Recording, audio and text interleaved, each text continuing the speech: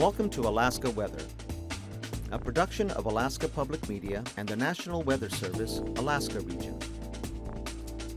Produced and broadcast daily from the studios of KAKM, Alaska Weather provides complete forecasts, public, marine, and aviation for all of Alaska. Alaska Weather is made possible by the following sponsors.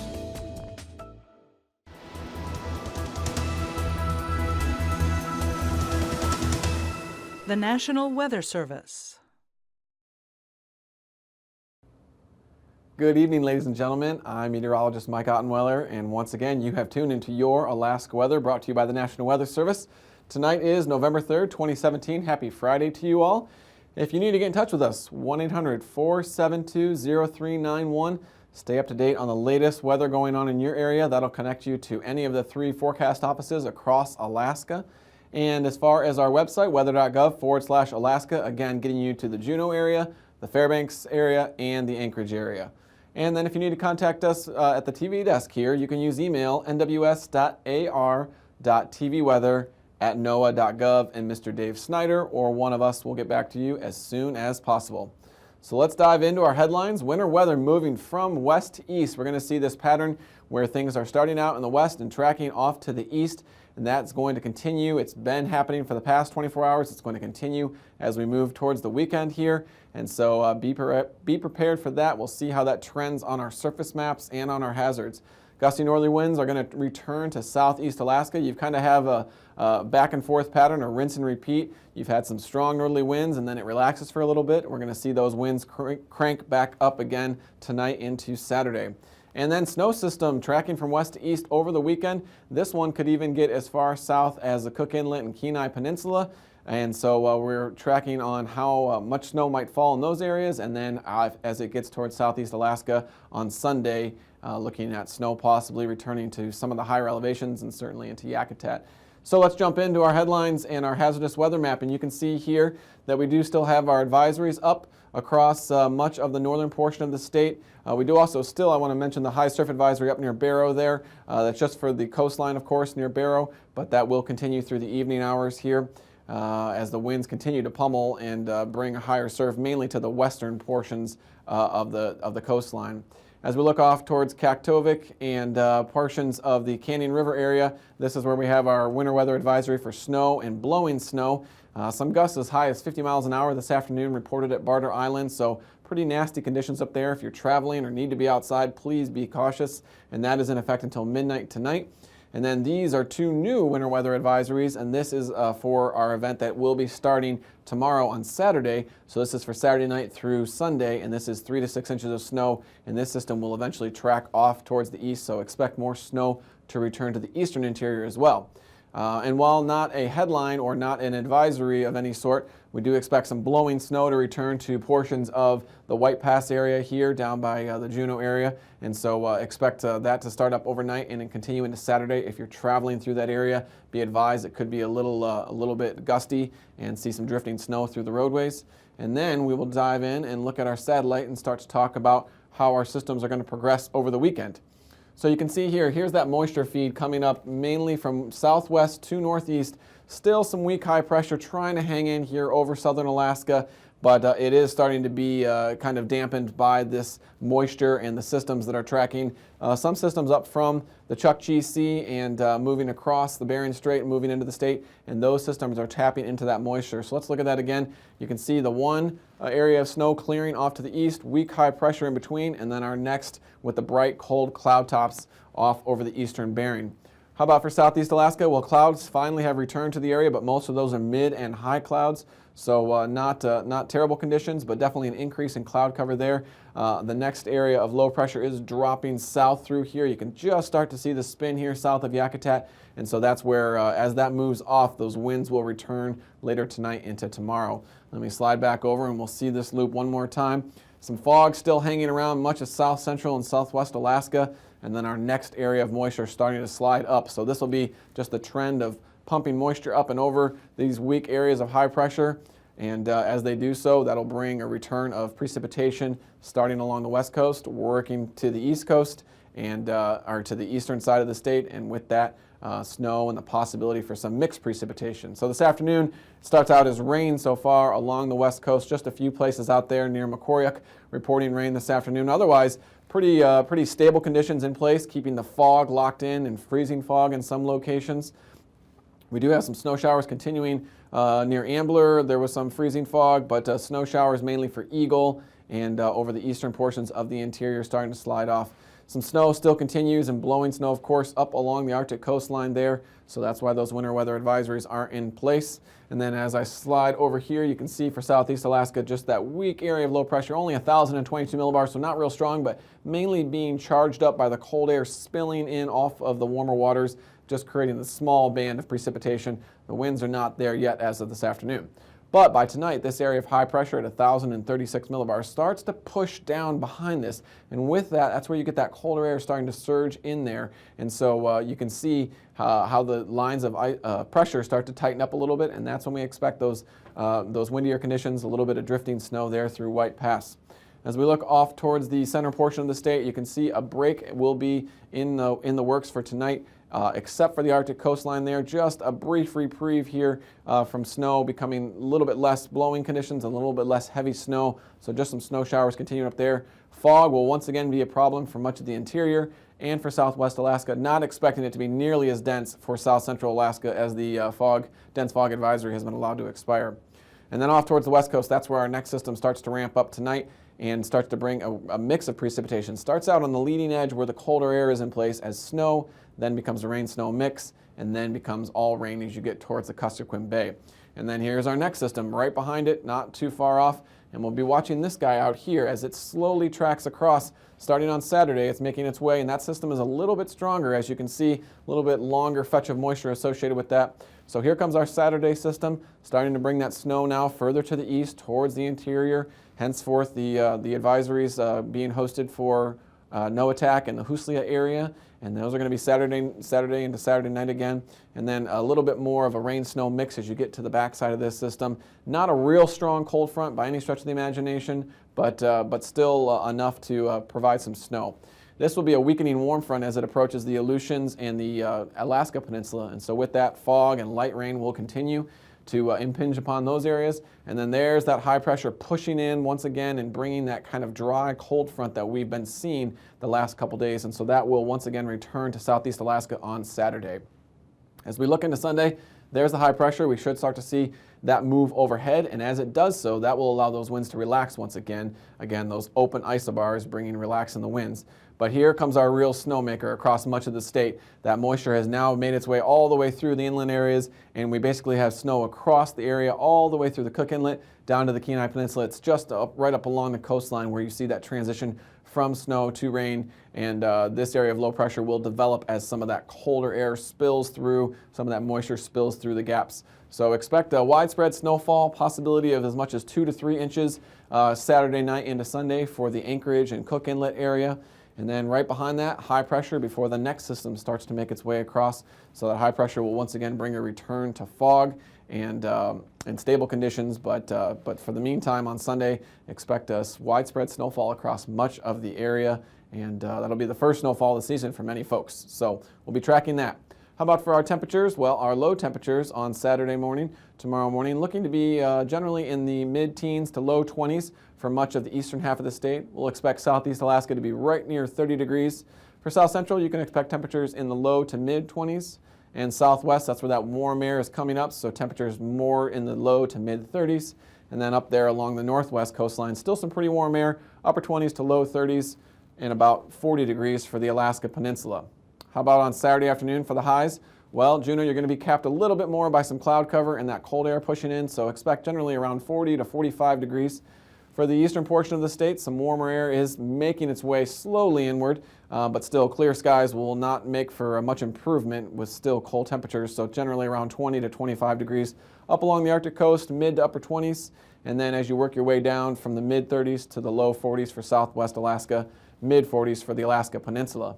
And then on to Sunday morning, mid upper 20s and low 30s for southeast Alaska. Generally going to see single digits for much of the colder spots of the eastern portion of the state, but the cloud-covered areas and the higher elevations should stay in the upper teens to low 20s. Going to generally be between 20 to 30 degrees along the northwest portion, and then right around 30 for much of the southwest Alaska, looking to be in the upper 30s for the Alaska Peninsula. And then on into Sunday afternoon, well, that warm air really gets confined here, and the snow system will be overhead, so keeping cloud cover, not much chance for sunshine, generally in the upper 30s for southeast, going to be near 20 for much of the eastern portion of the state, and the warmest pocket will be down here over southwest Alaska, approaching the low 40s.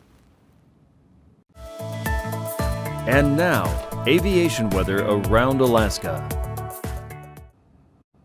And so your flying weather for Saturday looks like this.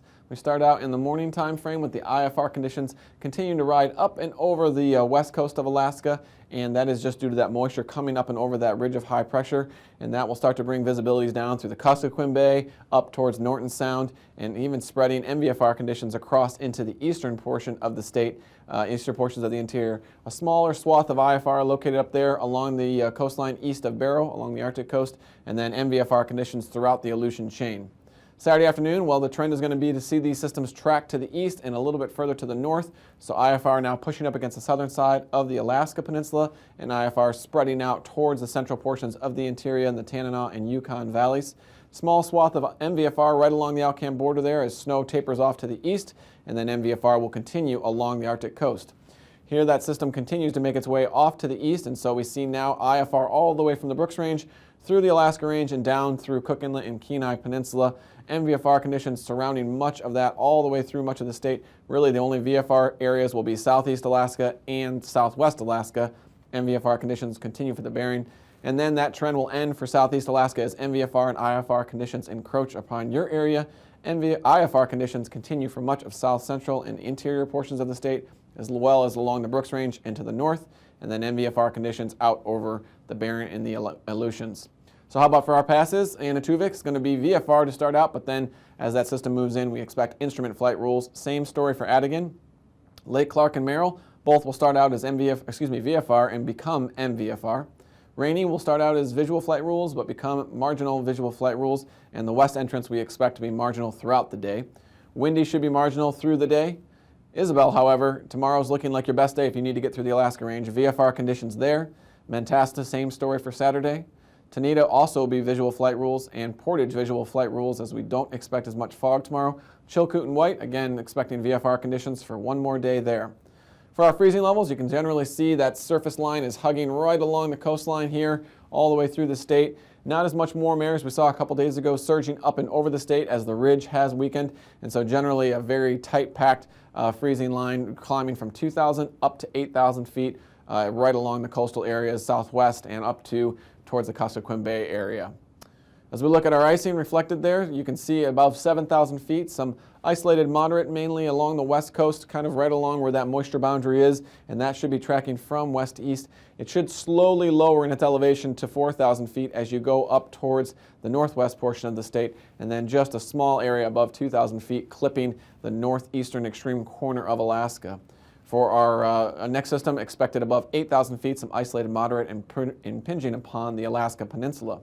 Our jet stream, well, it's pretty active as you can see here. Several undulations in the jet coming up and down. Not all that strong over the state, but still enough to support that system out there over the Seward Peninsula area. And then it dives down through Juneau, helping to reinforce that strong offshore wind that we continue to see, and then coming into the lower 48 at about 105 knots.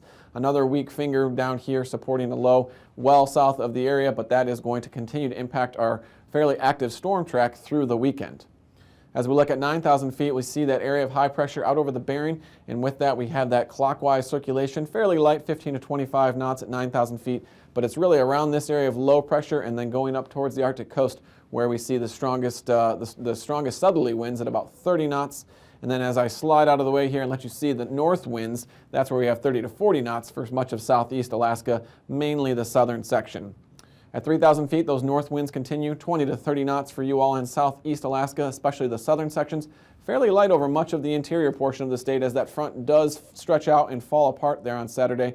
But we continue to have that clockwise flow around the area of high pressure. 45 knots there right along the west coast and about 30 knots coming up from southeast to northwest off the Seward Peninsula. So how does that look on our turbulence map? Well, our strong system that's well off to the west has the most significant considerable moderate, but we do still have a fairly widespread area of isolated moderate below about 6,000 feet here, and you can see how it kind of takes the shape of the system itself, coming from northwest, wrapping around underneath the area of low pressure, and then back up from the south to the north. A smaller area right there along the Brooks Range, southwestern portion of the Brooks Range, and then where those north winds continue to produce offshore flow from much of southeast Alaska, that's where we really can see, especially interacting right there along the coastline, another area of isolated moderate below about 4,000 feet, and that really should continue through much of the day until those winds start to diminish later on the weekend. Well, stay tuned. We'll be back with more of your Alaska weather.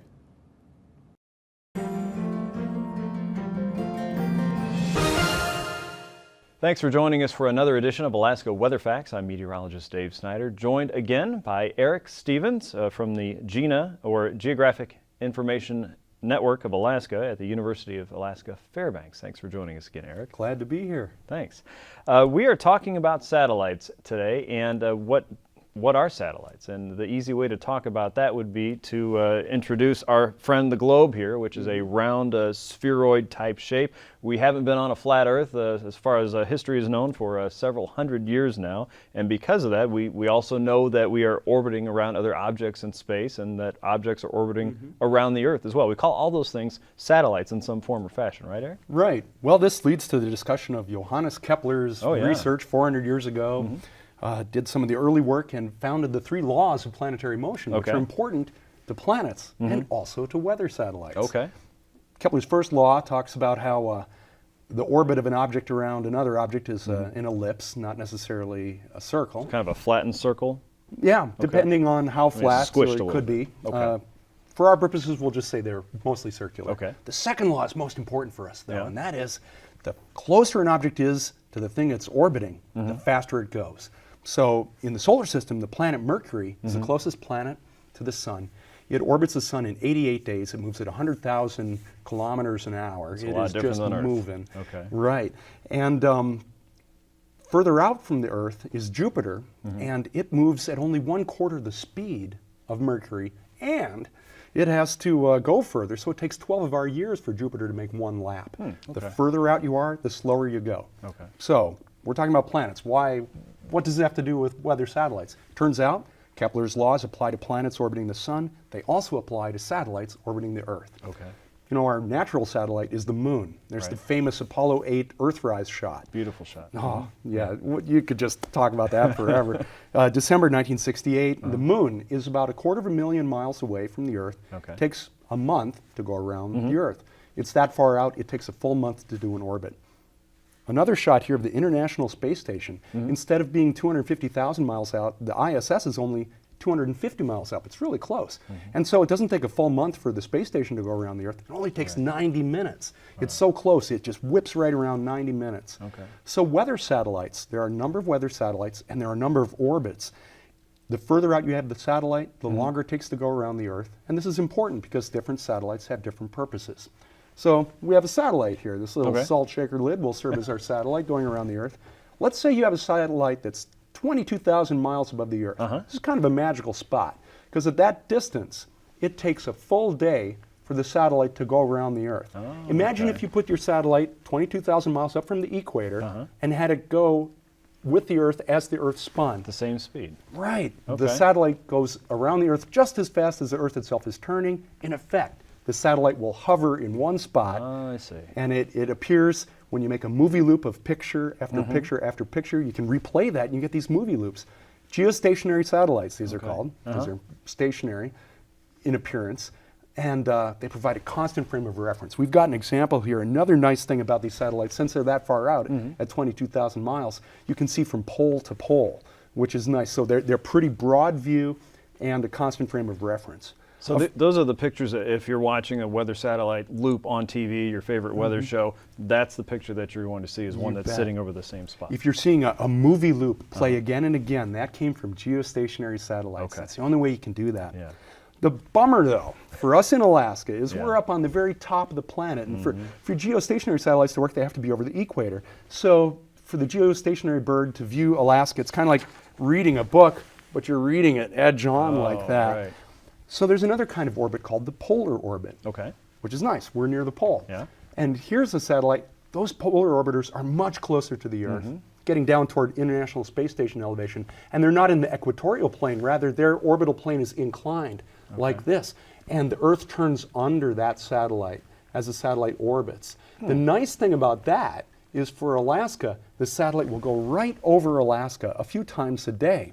And so you get a much closer image. We've got a shot from the Sumi NPP satellite.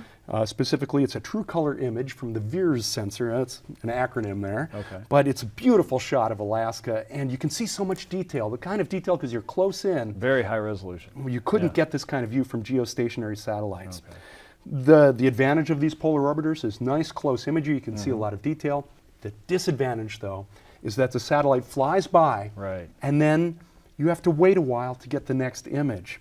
And if geostationary weaknesses are that you're reading the page like that, the polar orbiter, you're reading the page straight on, but it's so close, and then it zips by, and you have to wait for the satellite to come around the Earth again.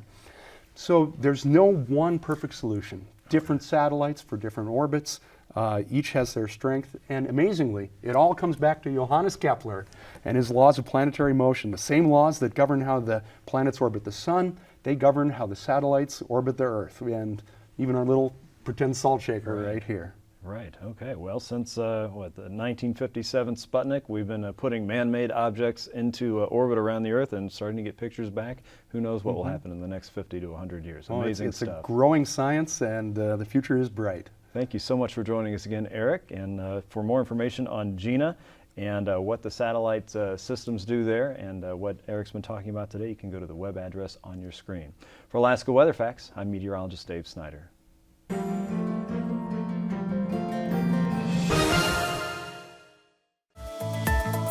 And now, marine weather around Alaska.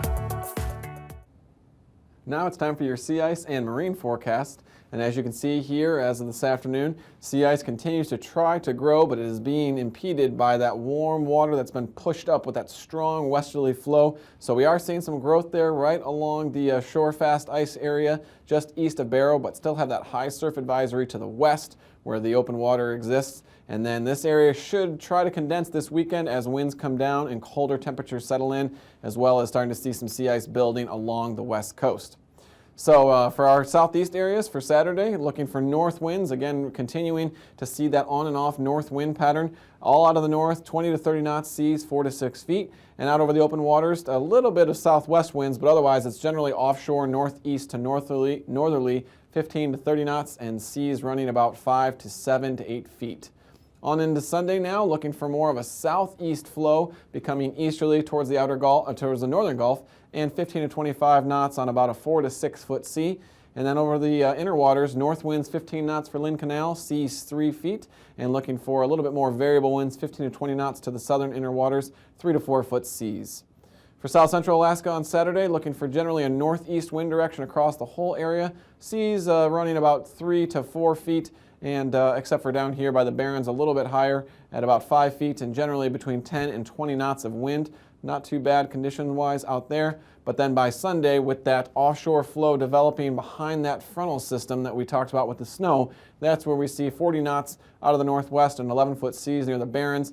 Not a whole lot better by the eastern Barrens, and then northerly winds through Cook Inlet, 15 knots, 4-foot seas, and about 3 to 7-foot seas with the north winds, 15 to 30 knots coming out of Prince William Sound. For the Alaska Peninsula, generally an east to northeast wind on Saturday, 10 to 20 knots, and seas running between 2 and 8 feet. And then as we look towards Sunday, we can see the flow has switched with that frontal system moving through, becoming more north and northwesterly, 20 all the way up to 40 knots here east of Kodiak Island, and generally expecting seas between about 6 and 10 feet. For Sunday, looking at generally northeast winds, except for way out there, out over the southeast winds, way out over the western Aleutians. And excuse me, I said Sunday, this is Saturday for the Aleutians. Looking at 20 to 25 knots and seas generally between 5 and 9 feet. And now into Sunday, that's where we see that stronger system way off to the west, bringing southerly winds, 35 knots, gale force winds, and about 16-foot seas. Things a little bit better for the central and eastern Aleutians, generally east and southeast flow, 25 to 35 knots, and seas about 6 to 11 feet.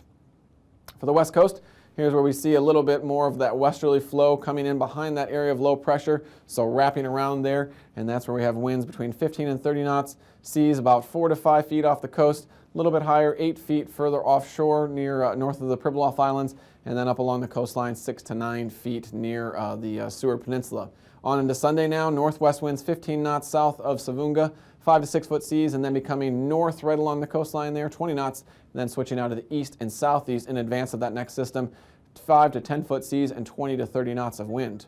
As you can see up along the Arctic coastline here for Saturday, that's where we start to see those winds finally come down. Northwest winds 20 knots, finally as that system exits the area, 6 foot seas, but then more of a southeast wind in advance of that new area of low pressure, and so seas will be generally about 4 to 7 feet and 15 to 30 knots of wind across the area. On into Sunday now, across the Arctic coastline there, northeast winds 15 knots on a 3 to 8 foot sea, 3 foot sea, and then across the west coast, you can see 15 to 20 knots out of the northwest, and seas generally between 4 and 6 feet. So let's recap what's going on for tonight and into the next couple of days. We do have our continuing winter weather advisory up along the north slope here, north of the Brooks Range, mainly the Kaktovik and Canning River area, and that'll be out until midnight tonight for snow and blowing snow. We have a drying trend as we go through the next 12 hours or so for much of the interior area, but the next system is queued up and ready to come in.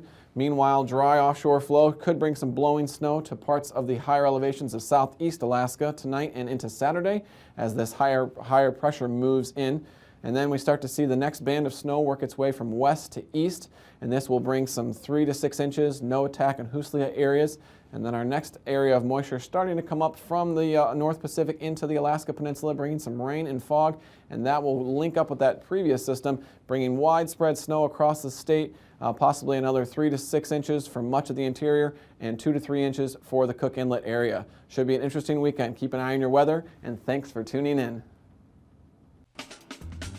These forecasts are to be used for planning purposes only. Call 1-800-WX-BRIEF for a formal pre-flight briefing.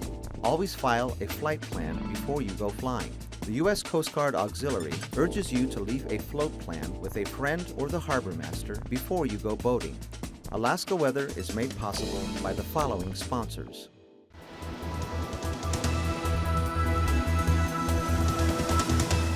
The National Weather Service.